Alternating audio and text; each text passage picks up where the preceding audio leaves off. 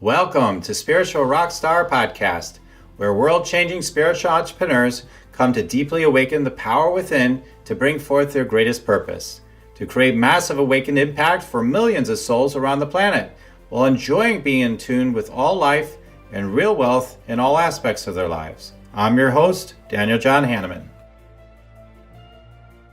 Welcome, everybody. Welcome to another amazing episode of Spiritual Rockstar Podcast. And I'm so grateful to have you all here.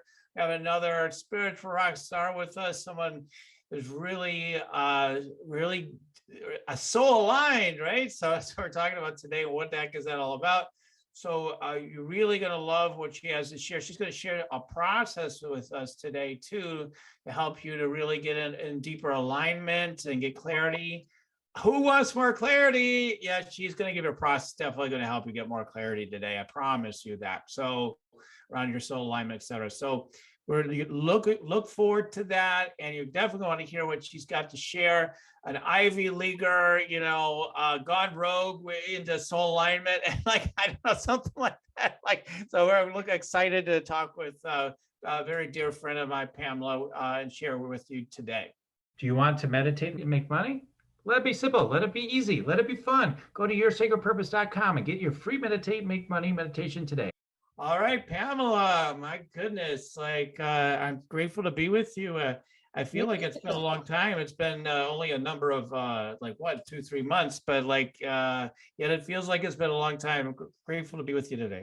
Me too. I'm delighted to be with you, Daniel. And it feels like a long time, I think, because so much has happened, even though it hasn't been long. Right. Yeah. It's been happening for both of us and in the world, et cetera. Yeah, totally. Well, I'm looking forward to diving right in here in a moment. Let me tell them about you a little bit. Dr. Pamela Moss is the author of the #1 international bestseller, The Soul Guide to a Magical Life. And I mean, this is an amazing thing. You just had a second edition and everything, right? And yeah. Host of the Blockbuster show. That's so funny. I've been known as the Blockbuster forever. So talk about aligned beings, right? So we're aligned.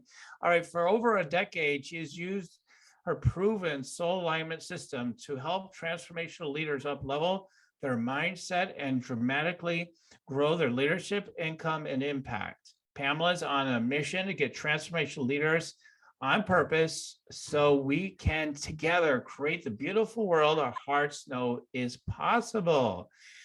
So, fellow Blockbuster, I mean, this is, you've got just a really great gift of connecting with people and understanding and brings people through just exquisite, beautiful processes that really do land them with their alignment with their soul. But first, let's talk about you and going from a Ivy Leaguer gone rogue. I don't know that you're on a path that was kind of do things this way, go in this direction. Right. This is what you do. And so tell us about that path and then how that led you to the work you're doing today. Right. Well, I would have said it didn't lead me at all, because if I had the person I was when I was in grad school and when I got my PhD and all that is not at all the person I am now. So, I mean, my 12-year-old self would have recognized her, but if I were my 44-year-old self before I had my big awakening, would have been horrified, because I'm a lot more woo-woo and a lot more spiritual and a lot more intuitive than I ever was before I had my first awakening. We have many awakenings often. And so there wasn't a direct pathway. It was really more like a rebirthing or an awakening. And I realized in hindsight at that point, I'd gone through all of that, writing the dissertation, getting awards and fellowships. I'd really gone through all of that to prove to myself that I was really smart. That was the real point of it all. Yeah. And now I know I'm smart, right? Now I know I'm smart. Okay, now what? Right. And actually, deep down, I was ashamed of getting the PhD, because I never told anybody about it, because I was an academic for a while, and then I was a homeschooling mom, and I wasn't using it, and I just felt like embarrassed to admit that I had this PhD and I'm homeschooling my kids. There's where you went rogue right there. All this higher powered stuff. And, And yeah, you're doing the most amazing thing, one of the most amazing things in It the world. was a wonderful thing. We actually unschooled them, which is basically teaching them to follow their own interests and to grow and develop in their own ways, which is actually, it was actually watching my kids grow and develop like crazy in this very free form way that really started me thinking like, what about me? When do I get to grow like that and explore and create and experiment the way that they're doing? I'm jealous. Oh wow, wow. Well, that was definitely informative for you, I would think then, right? Like I know like too with me with my kids, it's similar, right? It's like I was just thinking about that today. That's so funny. I was on my walk, I was thinking about this today. I'm like, I saw like a play set out in someone's yard, and I'm like, God bless the children of the world. They like they're helping keep us like keeping it real with us. Like it wasn't for them, what would be going on in the we think it's crazy now. Imagine without the kids to keep us like in that Yeah. childlike essence and everything, and what they how they teach us and how they're guiding us. We always oh well I'm parenting them, I'm bringing them along. Like, yeah, they're Oh, bringing them along, right? So absolutely, absolutely. And just the joy of creativity that they experienced made me remember, like, wow, I forgot when I was a young person, I had all these dreams and things I wanted to accomplish and make a big difference in the world. And watching them just merrily go about doing that just reminded me of that really strongly. And then I had this awakening experience a few years later, which really stepped me onto my path. But it started with seeing what my kids were, how they were just so joyfully embracing all kinds of stuff and exploring and making me realize like god, my life has gotten so small. yeah, so I mean, so what? So you, be given that you came from that background, Yeah. yeah, I mean, Well, you were, yeah, yeah, at some point you did pivot into yes, doing. So it's like, wow, yeah, well, it's like to me, what it brought you more into your authenticity, right? Like, absolutely, absolutely. And I realized in hindsight I'd shut all that down when I first met my first husband early on. I realized really super great guy, super smart, super great dad, et cetera, et cetera. But I realized on a deep level that he was hostile to psychology, much less spirituality. Spirituality was way beyond the pale. So I just decided on an unconscious level, I'll just put that away. And it was just a very big part of me that could not be put away. Eventually, when I had this awakening, I remembered like, oh my God, there's so much more I want to do in life, and there's so much more I want to be. And that started me really on my path. And it was a huge journey. Like they always say, the journey from the head, the mind, the heart, head to the heart is the longest journey. And really, that was my journey, of course, because as an academic, I was totally about my head. I was totally an intellect. And it took me quite a long time and a lot of inner healing to really come from my heart rather than my head. And that's the journey we all have to go on, especially if we start out as highly theoretical, intellectual kind of people. Like it's not, yeah, it's a even journey. more, even a bit more then, right? I Yeah, mean, yeah, yeah, a strong headspace as well. I was the opposite of you. I was opposite of Ivy Leaguer. I was like Mr. Underachiever often, and just like, yeah, because I think the enlightened part of me knew like some of that was not really all what it was cracked up to be in a way. Like I was like, oh yeah, because my mom was the one that skipped a grade in school and was all high powered intellect and everything, yeah. and obviously that rubbed off on me, but not at school. I was like, and not until later. Then I started really pushing when I got into grad school and stuff like that. But I was always like, yeah, what is everybody all worked up about? This is all so crazy to me at the time. Then I bought into it. Eventually, it got me too. Well, that our ego, it wants to prove itself Right, and right. survive, and that it finds the ways to do that to Like it's be. now it's time to prove myself. That's all. I'll work all of you. And then I'm anxiety-ridden mess. I can't sleep at night because I'm sleeping with my books in my hands, and I.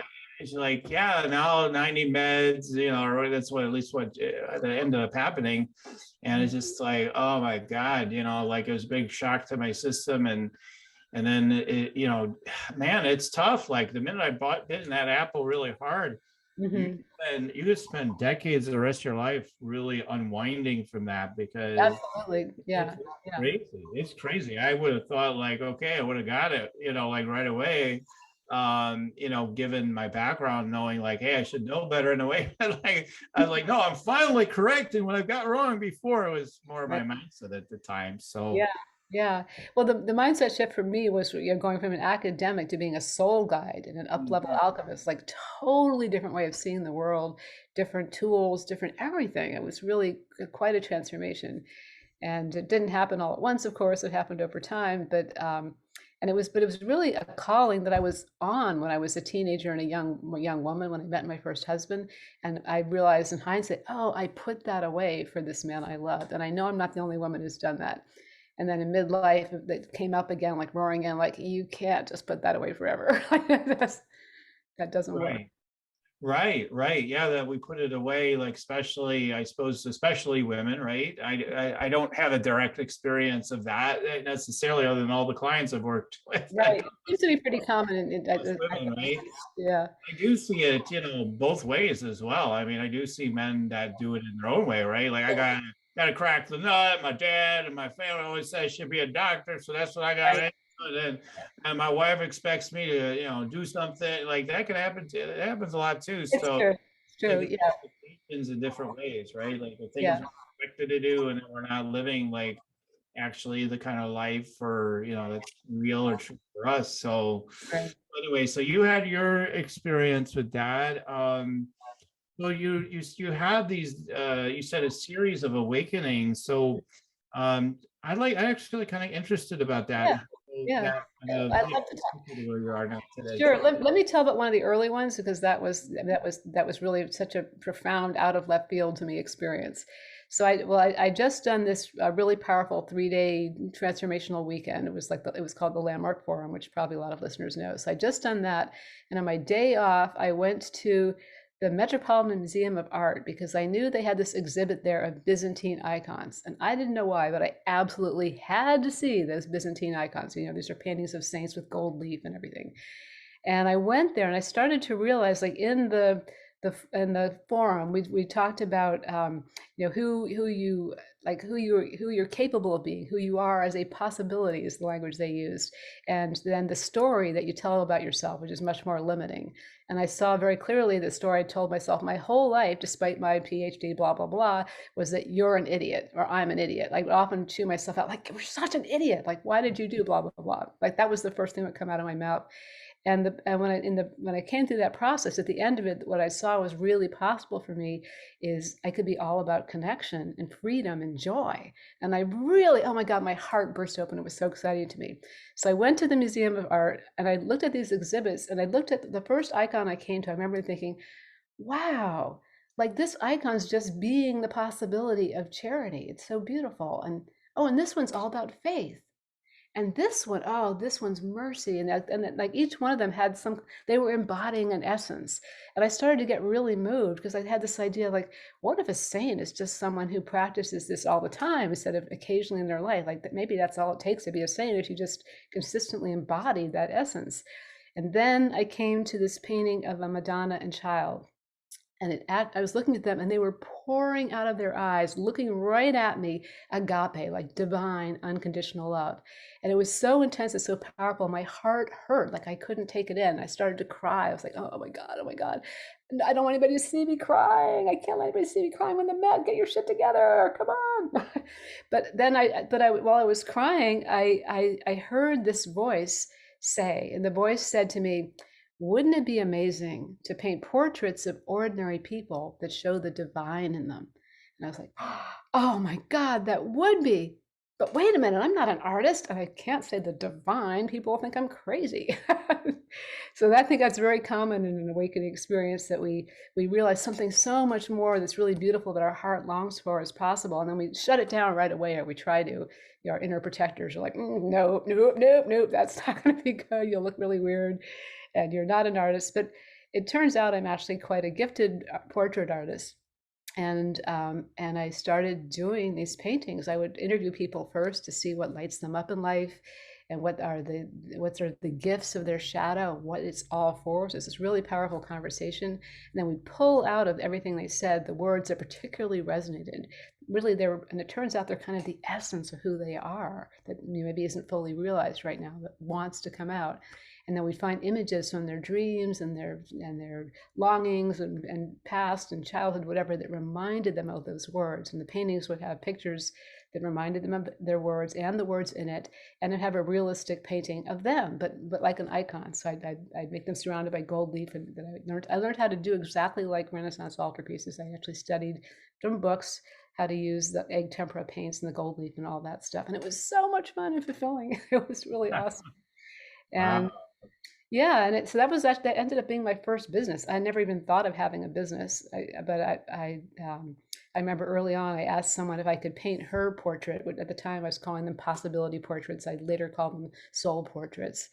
And she said, "Sure, I'd love you to do that, but I don't know how much I could pay you." I said, "Pay me? You could, like, you could pay me to do something that's so much fun? Oh my goodness."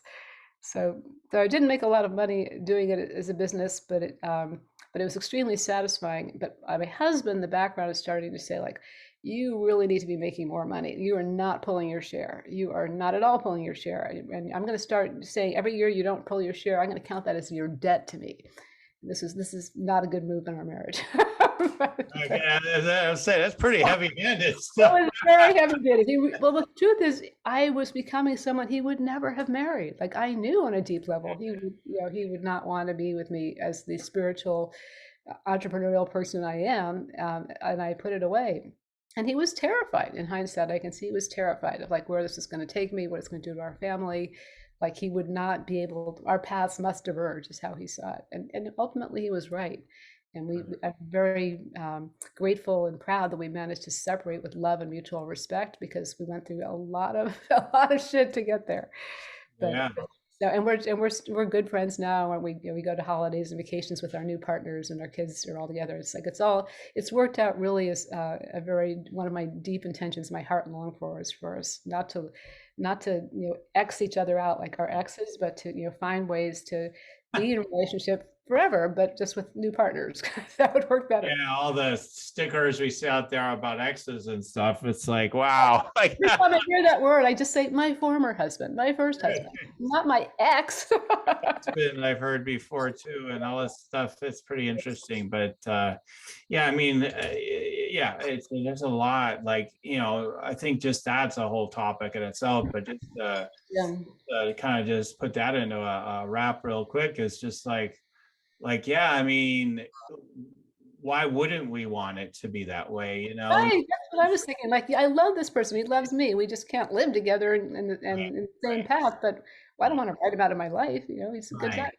Yeah. It's healing for us. It's healing for them. It's healing for everything. So It's so amazing. Like, just hearing about it, I had clients that said, "Oh, I'm going to do that." And my daughters, years later, into their boyfriend, they were struggling a lot. And she said, "My parents could separate with love. We can too." right. See?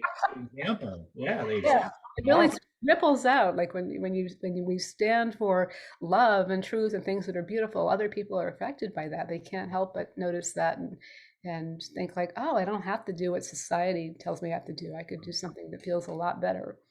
Yeah, as an adult, especially, some of my early wounds in life have been tough to, maintain a space of love because they're kind of deep, they got Yeah, yeah, deep in there, and like I gotta keep working with them. But like, yeah, as people come on my path, and for whatever reasons, like things happen, and there's some kind of energy going on, and like is always to do, yeah, the very best to love everything that's there within me that's showing up, the yeah, relationship and everything, and what yeah. it's great. So I mean, like, that's just a great, like, spiritual rock star example right there. I mean, like, all right, rocking it out. Yeah. Yeah, and I've started to realize the power of intention. Like, 'cause I really didn't even, I don't know how I even thought of it, but I started feeling like, if I say, here's what I want to happen. Because I remember when I first talked to Brian, my first husband, about, because we were at our worst, most painful, like, I cried all the time, and place.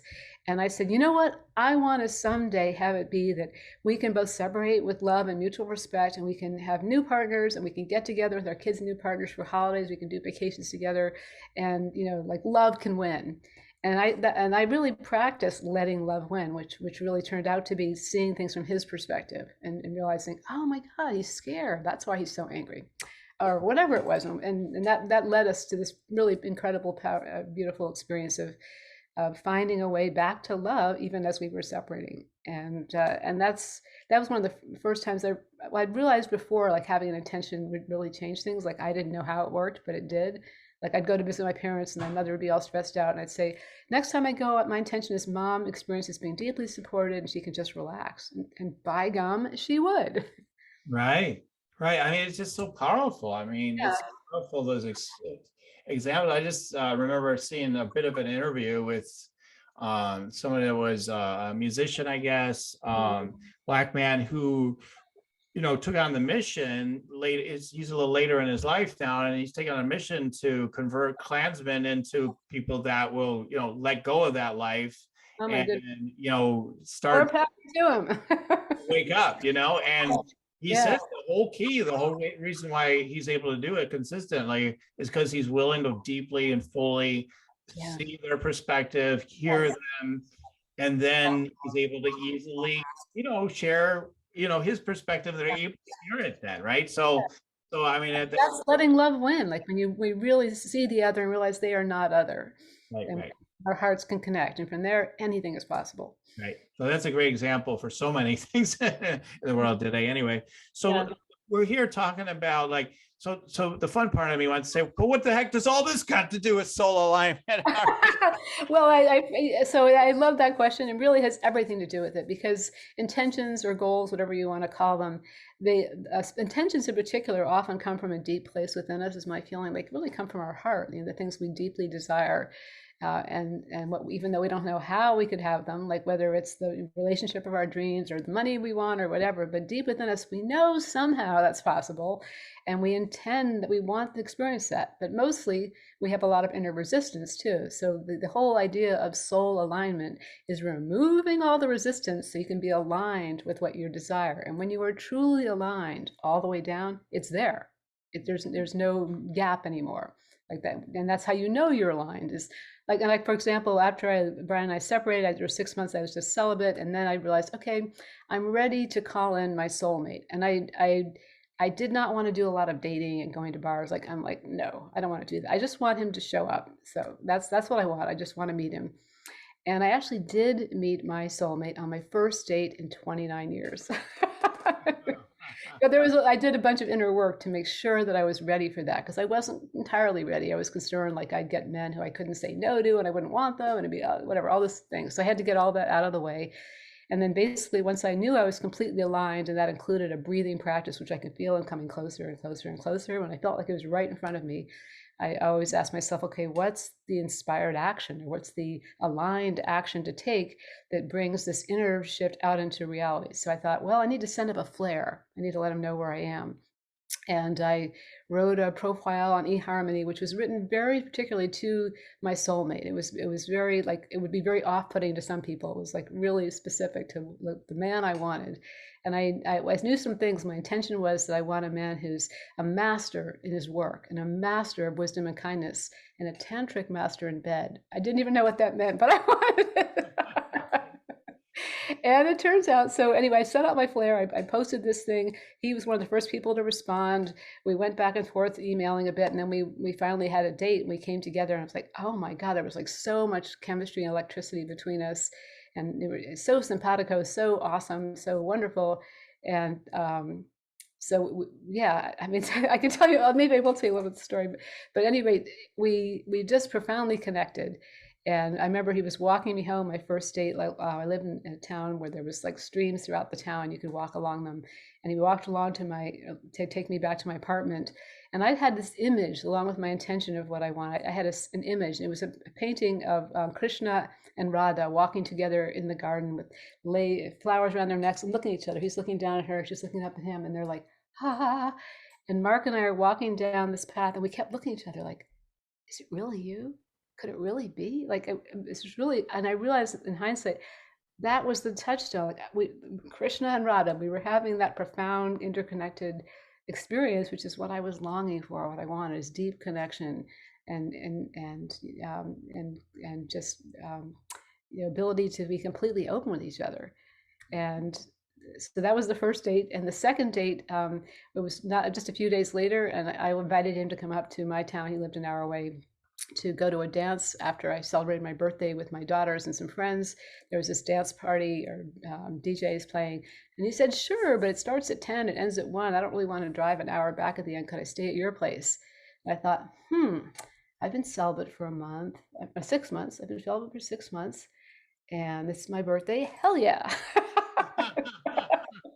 Hilarious. and, and in that sort of second date, he actually, the reason that I knew he was the one for me is I told myself I'd be somebody who, I wanted someone that we could be deeply honest with each other. And he said in my second date, he said, before we get into this, I want you to know I really, really like you, but I have to tell you something that might be a deal breaker. I'll be really sorry if it is, but if I don't tell you now, it's going to make a mess. So I've got to tell you this. And I said, okay, what is it? And he said, well, I had 2 affairs while I was married. So I want you to know about that. If that means you can't be with me, then I want to know up front. But I heard it. It's like, oh my God, you're being completely honest with me up front. Absolutely, I can trust you. Like, that's how I know I can trust you. So that was like the second sign, like this is the guy for me. And then the third thing that happened is we went on an ayahuasca ceremony as our third date. That's a big sign. Exactly. And we wore white, and we're sitting around all night wearing white and chanting and experiencing the whole thing that happened. At the end of it, in the morning, we looked at each other and we just said at the same time, we just got married, didn't we? That's really what it felt like. Even though it wasn't a marriage ceremony, we just felt like that sealed the deal. Right. Yeah. The coming together at that Yeah. deeper level, right? Yeah. Yeah. So I don't know why I was inspired to tell those stories, but it's all comes from that original intention. Like, I want to meet my soulmate, right? I don't want to have to go through a lot of dating. I'm not interested. I just want to meet him. Right. And so it is, it's as long as you're completely aligned, like there's no inner resistance or fear. Right. Yeah. And that's an example of soul alignment, is you just have a clear intention. There's no resistance, and there it is. The person's right there. And I've helped other people do that too. Once you get everything out of the way, it may not happen as quickly as it did for me, but you will meet the person who really can be your match for life. Right.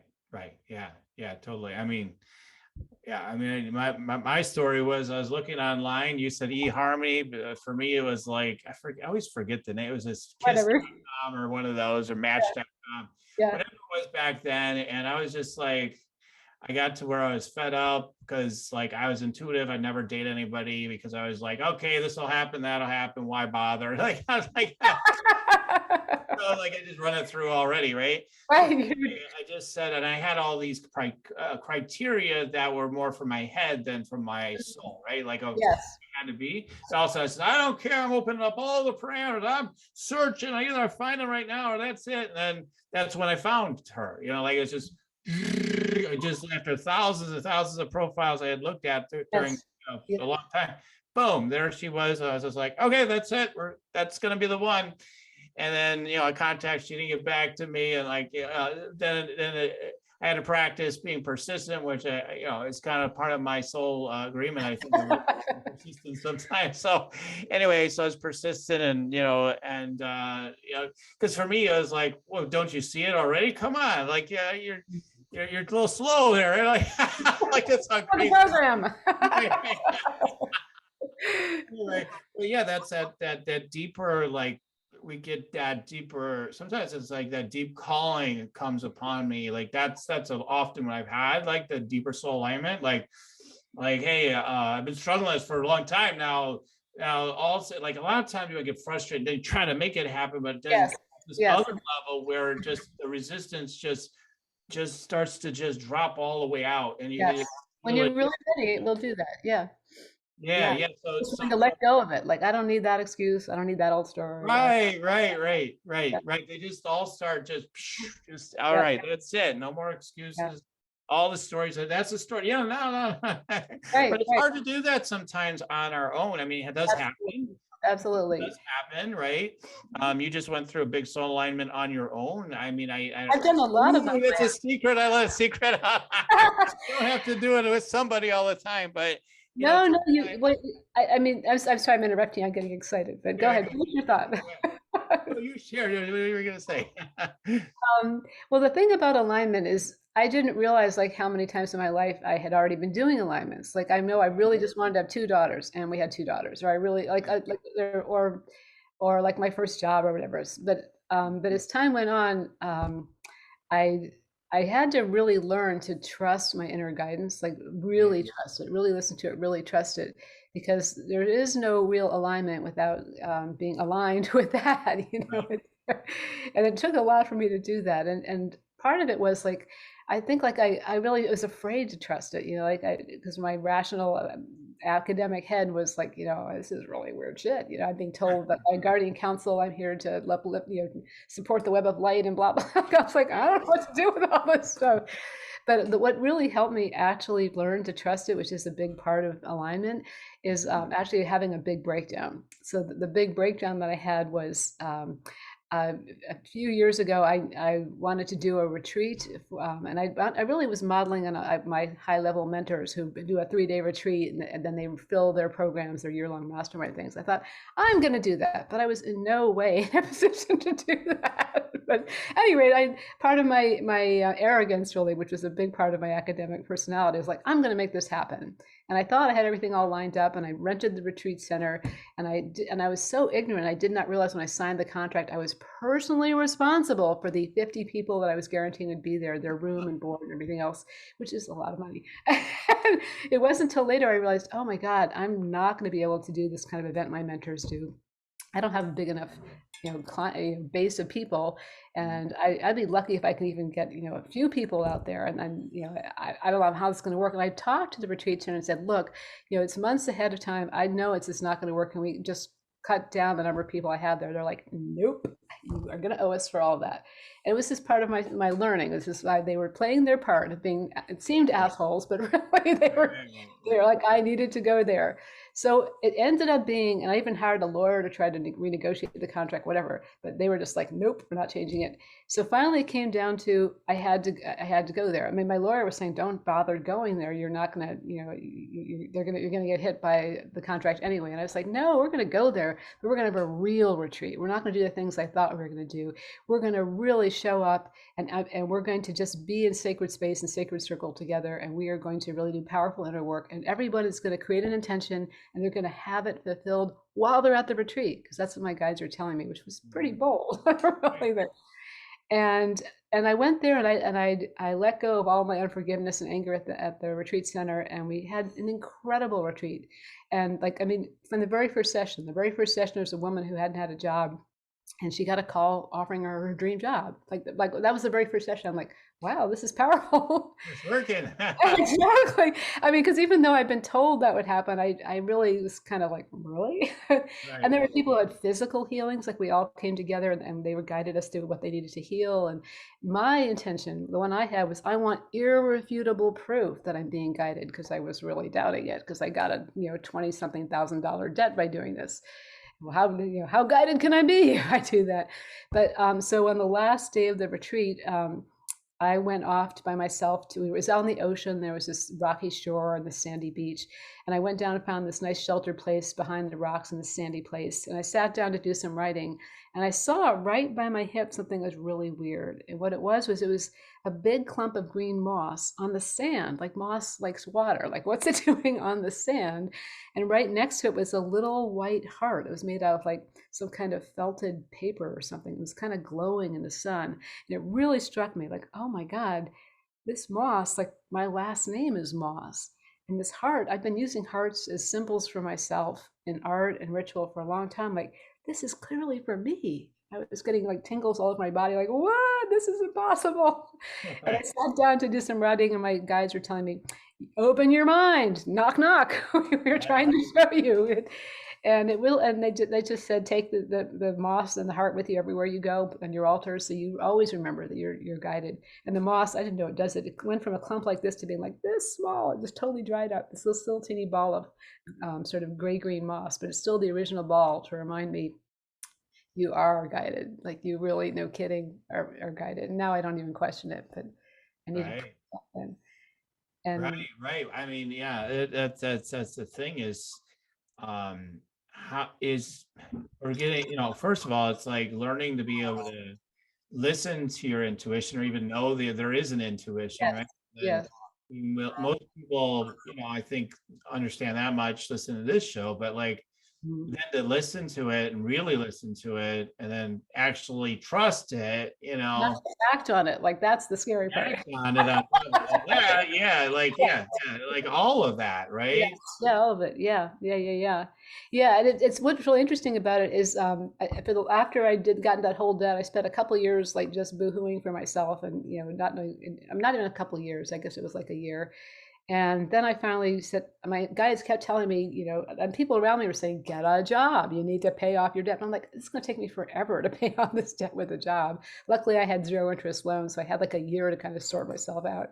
And then my guides though kept telling me just do your inner money work, like do an inner alignment for paying it all off with ease. And even though I had no idea how I could pay it all off with ease, I did do the inner work. And until I was absolutely sure, without a doubt, that it would all be paid off really easily. And then I had the inspired idea, because once you're aligned, an inspired idea will come up. And my inspired idea is, oh, I could start a meetup group for spiritual entrepreneurs, and I could do another one for other things, and I could teach people and inspire them and invite them to work with me. I made more money in the next 6 months than I ever made in a whole year. Like Hmm. it just totally blew my mind away. But because I thought nobody in my little town would be able to pay me very much, or there would even be spiritual entrepreneurs, but there were definitely plenty of them, and they were happy to pay me money I had never dared even to ask for before.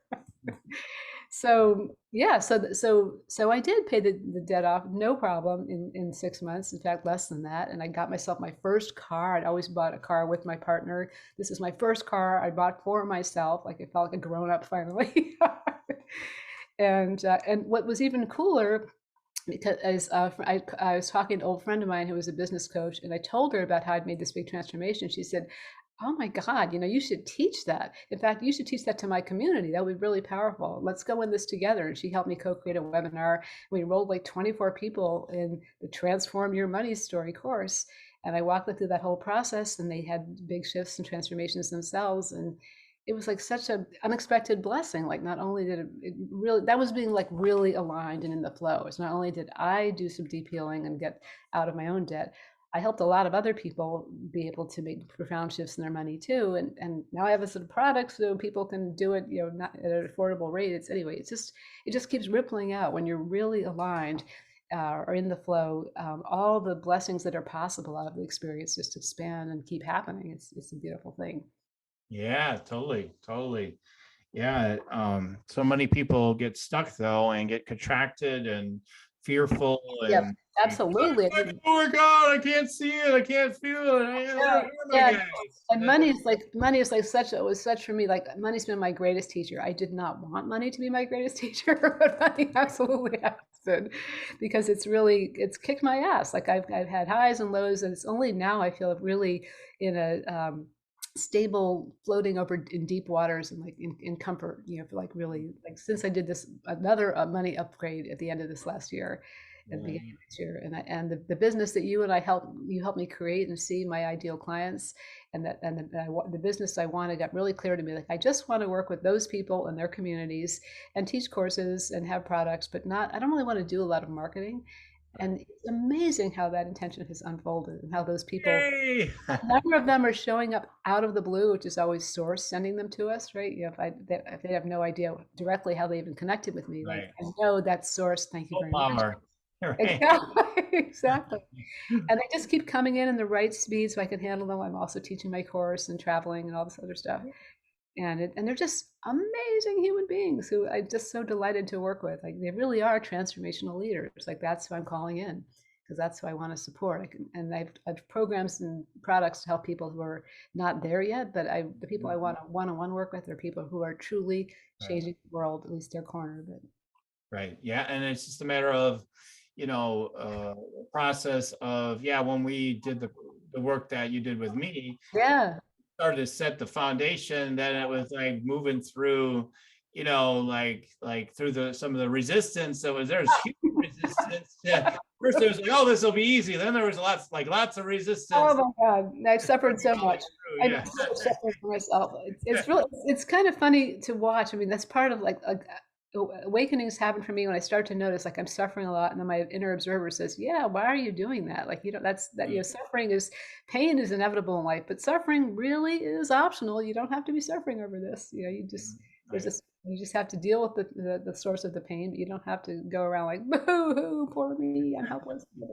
Work through it. Yeah. Yeah, Yeah. Oh. yeah, So I know we've got X amount of time, I guess, yeah, to yeah, yeah. I could talk for hours with you. I know you had I didn't know if now or later is a good time. I know you have a Well, process. yes, let's do that. Let's do that. Clarity. Yeah, is that a good time? Now is a great time. So I'm going to teach you. I'm going to walk you through what I call the six senses to clarity. And there's really two ways you could use this. One of them is if you have a goal that you want to achieve, but it's not happening for you. This will be a powerful practice because it tells your subconscious mind. It gives you deep clarity about what that looks like, sounds like, feels like, etc. When it is true, when your goal really is true.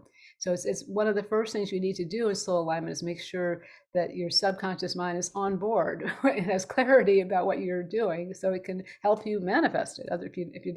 If your goal is too abstract or vague or outside of your experience, your subconscious mind can't manifest it. It can't help you find the circumstances and the connections that you need.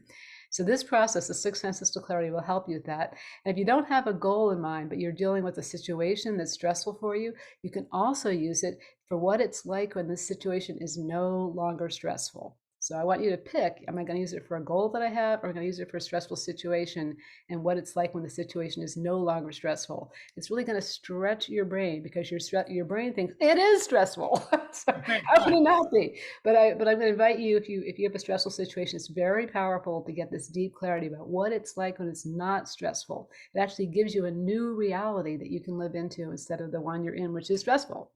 So that's the two situations that it's really powerful for. So if you picked one, I'm just going to walk you through that. And Daniel, you may want to do this for yourself too. There's either a situation or goal that you have. Totally. Okay, awesome. So I'm just going to walk you through it. And Daniel, you're kind of the proxy, the guinea pig. So we'll talk about your experience. Thank you for being that. So just, you might want to close down your eyes so you can check and sort of open up your inner vision. And holding your goal or your stressful situation in mind, for the stressful situation, you're going to be asking what it's like when it's not stressful anymore. And for the goal, it's like what it's like when it's true.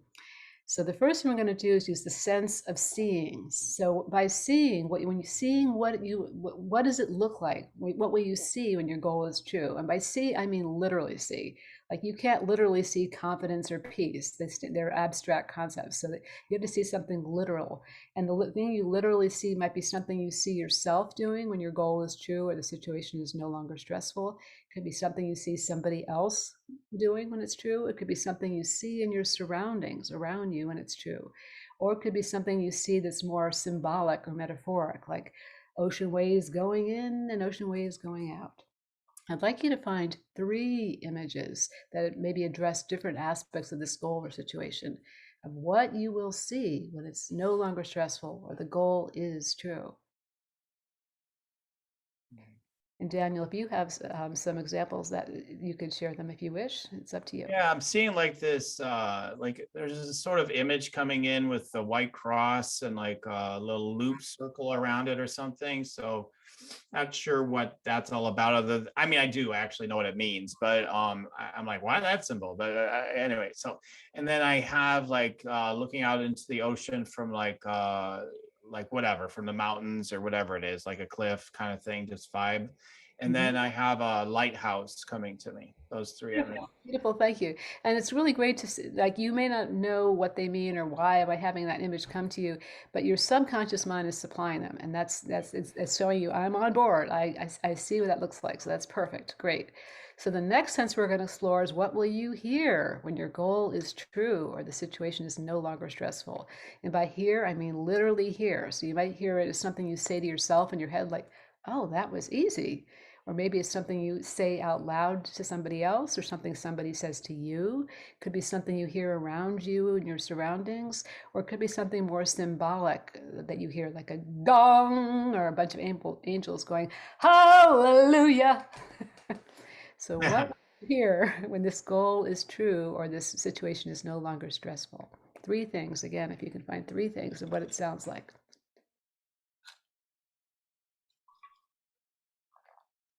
You want me to share what I got so far or Yes, not? please. Sure, go ahead. So let's see.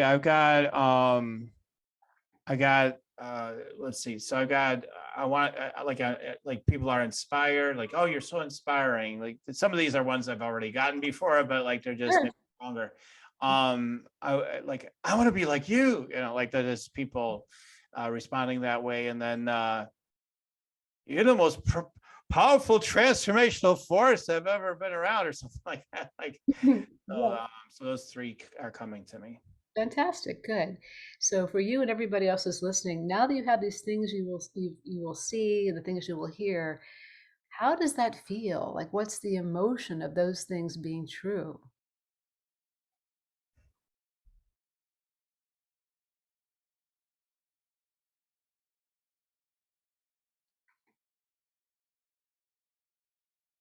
You don't have to overthink it. There is an emotion that's associated with it. Yeah, I mean, for me, it's like fulfilled. I think what was slowing me down a little bit was just the word real came to me, Mm. Mm-hmm. and then I get like bliss, joy, kind of coming Okay, in. good. Mhm. Good. So what I heard was fulfillment, real bliss, and joy. So you know what those things feel like, or you wouldn't have come up with them. Whether and then for everybody listening, you either have experienced these emotions already yourself, or you've read about them, seen them in movies. You know what they are. So what I want you to do right now is allow those emotions to start bubbling up inside you and just fill you up. And just actually let yourself get really present to the emotions. So for Daniel, fulfillment, real, bliss, joy. Just let yourself be filled up with them and let me know when they're present, when they're there.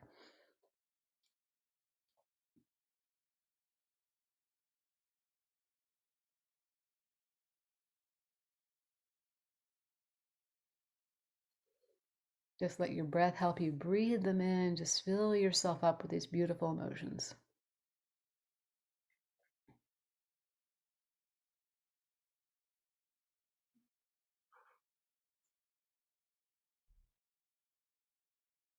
Yeah, yeah, You got it? totally. Yeah, I just really wanted to feel them good.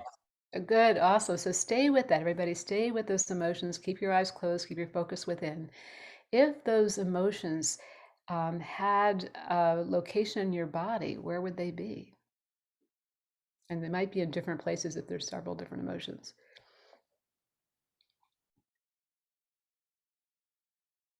Mhm.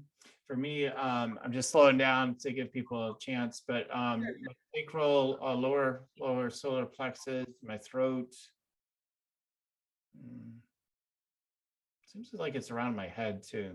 Okay, great. So what I'd like you to do, and you might want to do this, you might need to do this separately for each, the next things I'm going to take you through for each location, if you have more than one, like the lower solar plexus, the throat, and the head, or you might be able to do them all at once. I'm not sure. You'll just have to sort that out as we do this and see what feels right for you. What I want you to do now is to notice if these feelings, wherever you're feeling them, had a temperature. Would it be warm, cool, or just neutral, the same temperature as the surroundings? It's like hot. It's like Hot. 100 degrees at least. Okay, awesome, good. And for everybody listening, and you can always pause it if you want and come back if you're listening to the recording. So next I'm going to ask you is if this feeling that's whatever temperature it is, if it had a shape, what shape would it be? And is the shape like a flat drawing, like a drawing of a heart, or is it like three-dimensional, like a sphere? Might also notice if it's moving or still. It's kind of like the symbol I have on my website, that flaming heart kind of energy. Mm-hmm, mm-hmm. Awesome, good, beautiful. So, and then the next question is, if this feeling had a color, what color would it be? And yours might be the colors in your web image, or it might be some, yeah. So for you, that's clear. So Yeah. whatever it is for you listening, whatever color comes to mind, that's what color it is. And then the next question is, if you could reach out your hand and you could touch this feeling, whatever shape and color and temperature it is, what would it feel like to your fingers?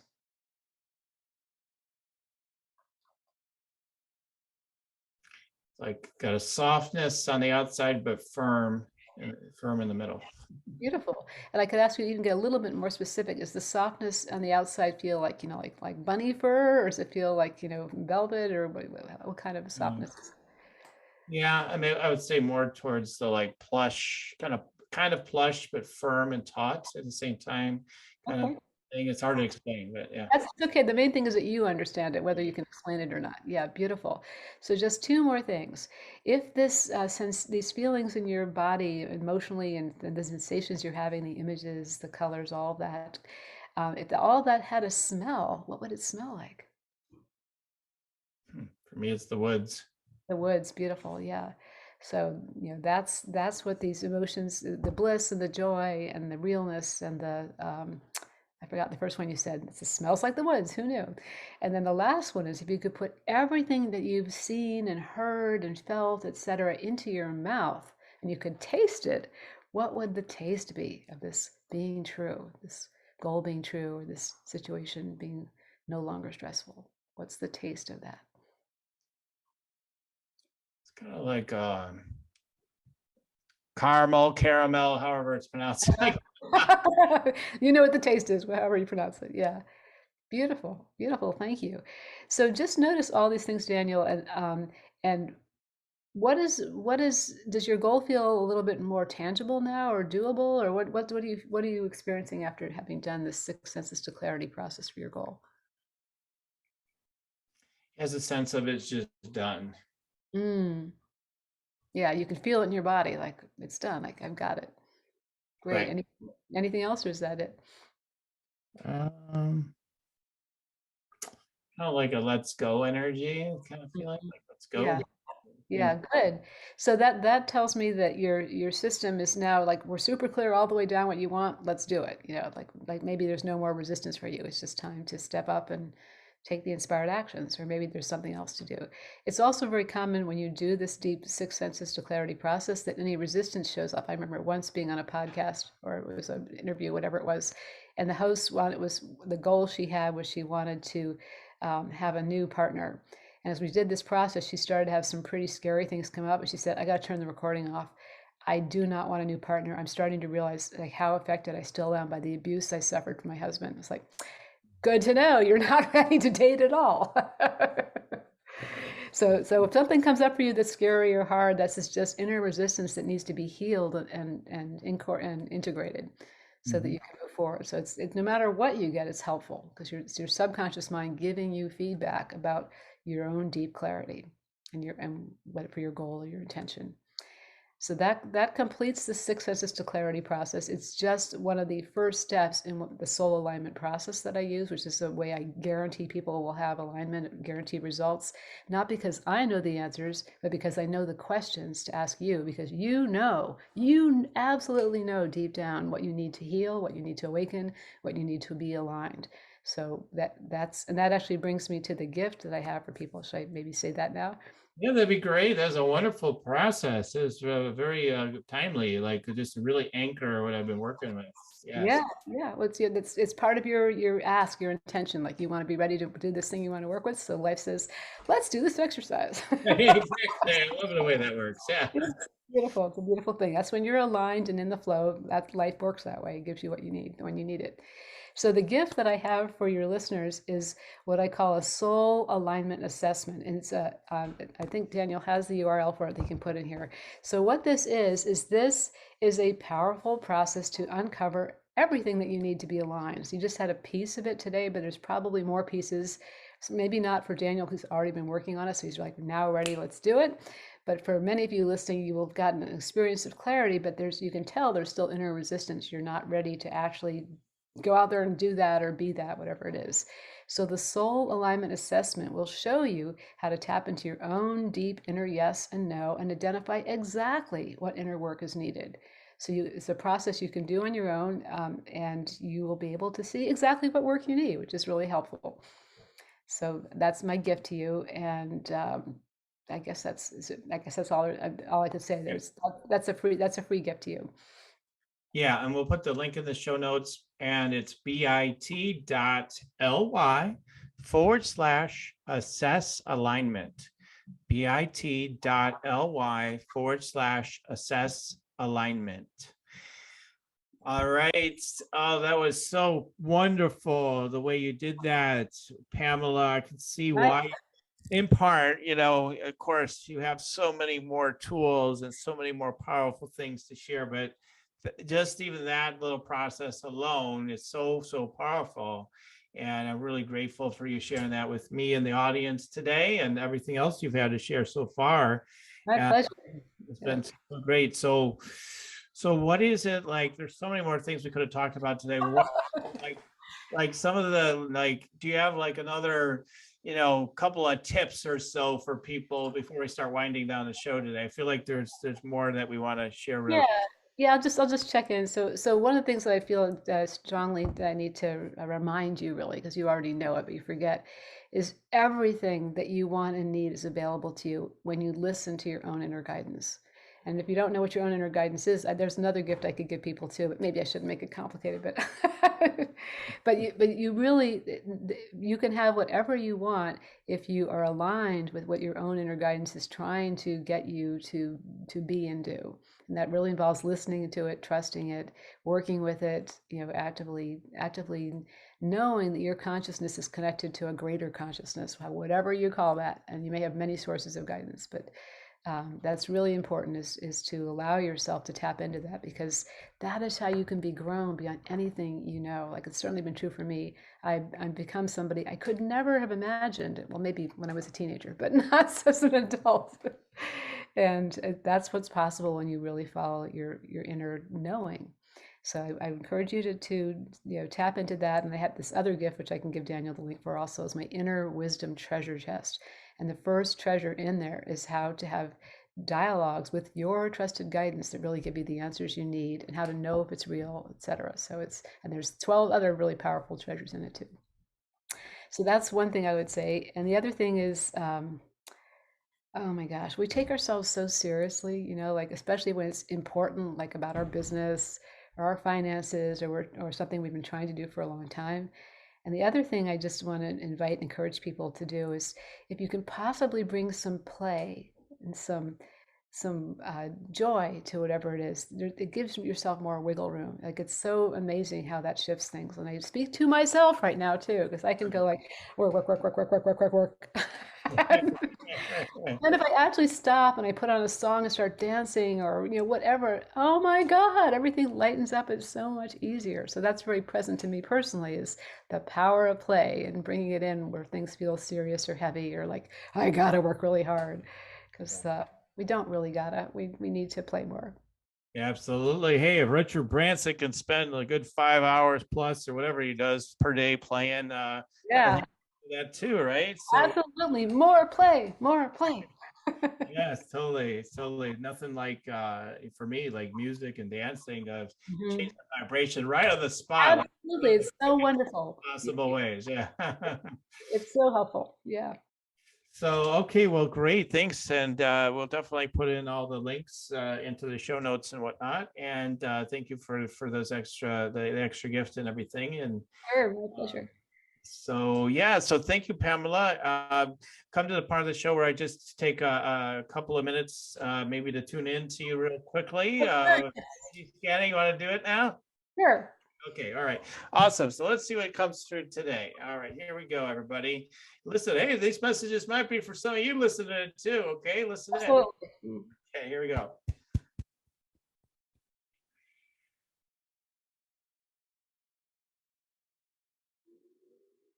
The invitation seems to be around and deepening the embodied peace. So like, I'm just getting like, okay, this is good. We're activated. Things are aligned with the next levels.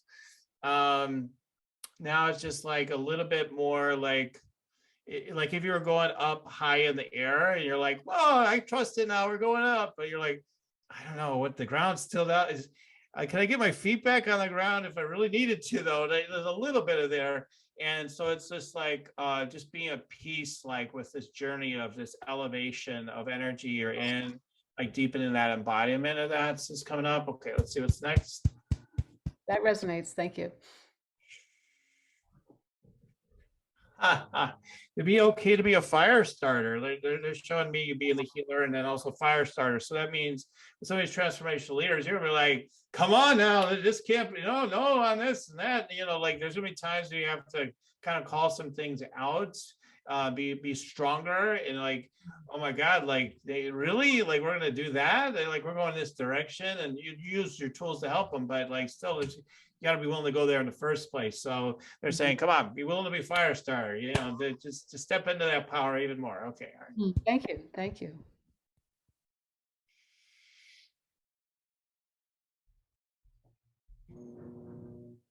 We're just saying that the tents of people you'll be supporting will happen, but again, be patient with the process.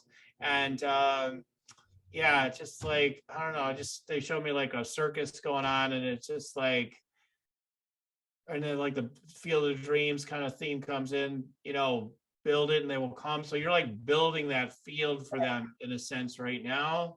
And then it's like there's nobody here other than the people, these high powered people you're working with, but like they build it and they will come. Like more and more are going to come. Like it's going to go from a trickle, barely anybody's in the stands, or not that many anyway, to like really filling in very, very bigly in a big way. So anyway, yeah, it's so great you say that, because actually a lot of that is happening behind the scenes right now. My team is making a whole new website for me. Like we're really honing and clarifying things. I really do feel like that this year is exactly about what you said, like really calling in and having the structures in place to support a lot of people and deeply. Nice, awesome. All right. Thank you. Cool. Thank you. Cool. Yeah, often it's funny, but my messages often on the show will correspond to things that are already even unfolding. So like, that's fun too. Like just say, yeah, hey, things are on track in that area. So that's fun.